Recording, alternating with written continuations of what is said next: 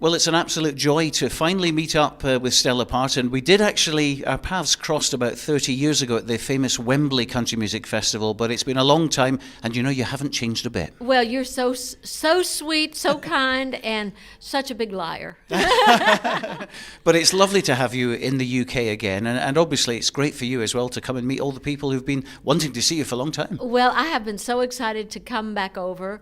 We're having a great tour.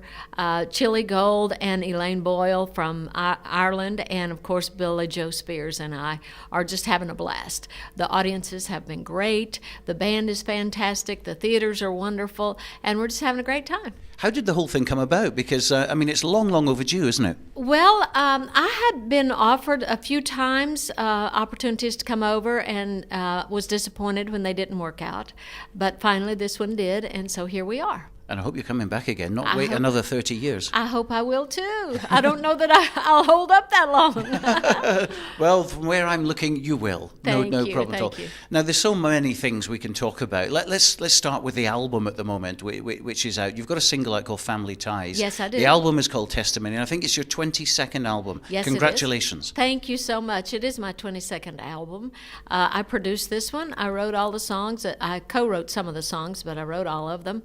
And I'm very proud of this album. I think it's a little more contemporary. It's very positive country, but still it's more of a contemporary piece of work. And I think it's a body of work that kind of expresses who and what I am at this point in my career. Well, right off the bat, let's talk about Family Ties, the single. Okay. Family Ties was written originally, the idea was for a TV show that I was approached about doing a talk show.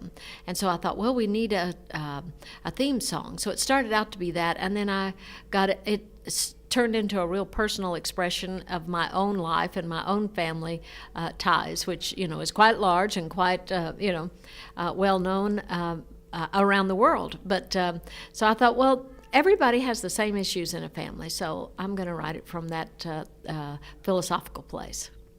Now, of course, you're very, very busy, not just as a singer, but as an actress. You do a lot of charity work as well. Yes. for various things. Tell us a little bit about your charity work. Well, Stuart, most of the charity work I do is for battered women's shelters, women and children who have been expunged from their homes due to domestic violence. And a lot of the work in the Appalachian Mountains that I do, being an Appalachian child myself, is to help eradicate the poverty that still is such a stronghold in the mountains of Appalachia. And you're really into the hands-on approach as well, because I think you do talks and things, don't you? I have a workshop that I developed some years ago, and I decided through a lot of thought and meditation of how to tie in all the experiences that I've had, as well as all the training that I've had with hair and makeup and and trying to find a wardrobe in a hurry and trying to put myself together. And I have called the workshop Beauty on a Budget and Self-Esteem is Free. And it's a 12-hour workshop and a motivational workshop that I teach to women in the Appalachian Mountains. And of course, but I have been offered, opportunities to take it elsewhere, and eventually I think we will. And I was going to say, you're quite big on the cooking department as well. You've written 3 books, is that right? Well, I don't know of anything more nurturing for a family or for friends or loved ones than food. And I started collecting cookbooks when I was about 9 years old, and I was fascinated by recipes on the back of milk cans and chocolate boxes and so on and so forth. And I thought, this is kind of scientific, and you can make something from this little tiny formula.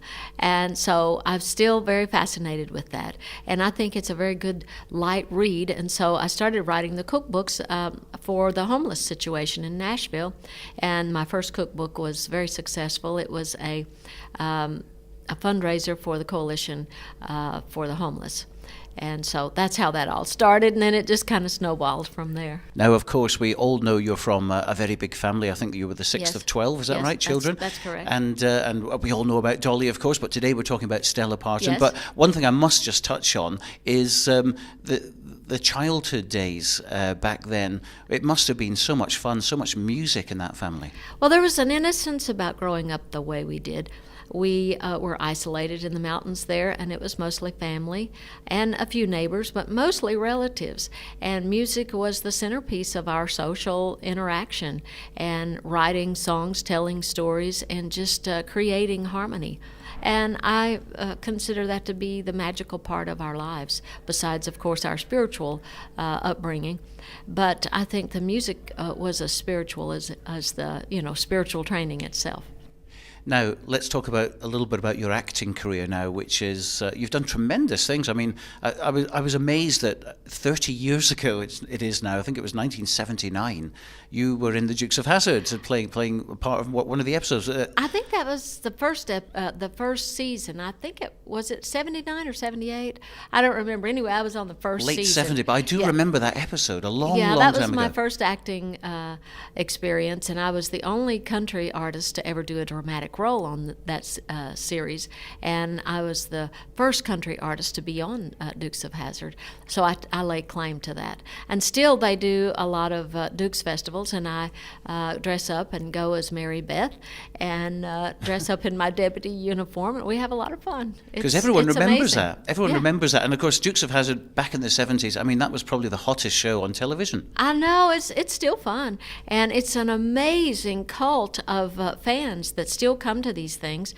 These festivals sometimes will draw as many as 250,000 people in a weekend, and it's an amazing, exciting thing, and people bring these General Lees that they've restored and built, and there's all kinds of Daisy Dukes running around, and just people just dressed in these festival garb. It's wonderful.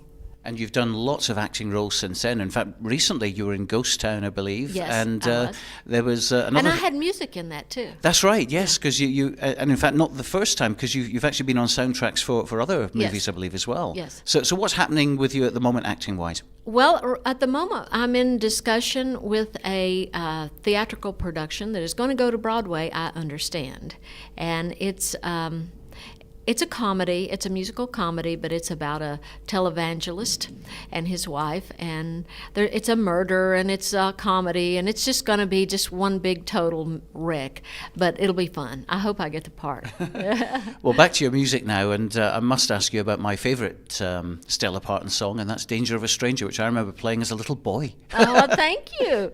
I'll be doing that tonight on the show. Great. And that song did give me a lot of opportunity to do a lot of different things, and it's still one of my favorites and one of the songs that is most requested in my show.